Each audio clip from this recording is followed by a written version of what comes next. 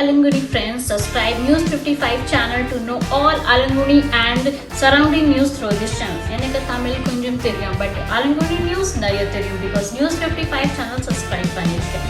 நீங்க பண்ணுங்க News 55 channel subscribe பண்ணுங்க. Thank you so much.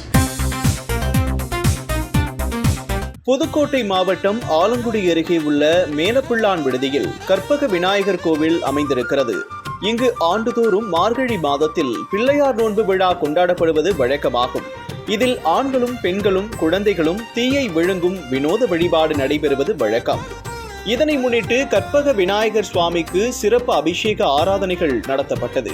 இதனைத் தொடர்ந்து விநாயகருக்கு பிடித்தமான அவல் பொரி, கடலை, எள்ளுருண்டை, அப்பம், கொழுக்கட்டை, பொங்கல், சுண்டல் போன்ற பதார்த்தங்களை செய்து விநாயகருக்கு படையில் போட்டு வழிபாடு செய்யப்பட்டது. இதனைத் தொடர்ந்து மாவிளக்கில் திரியை வைத்து அதில் தீயை பற்ற வைத்து மாவிளக்குடன் தீயை விழுங்கும் வினோத வழிபாடு நடைபெற்றது.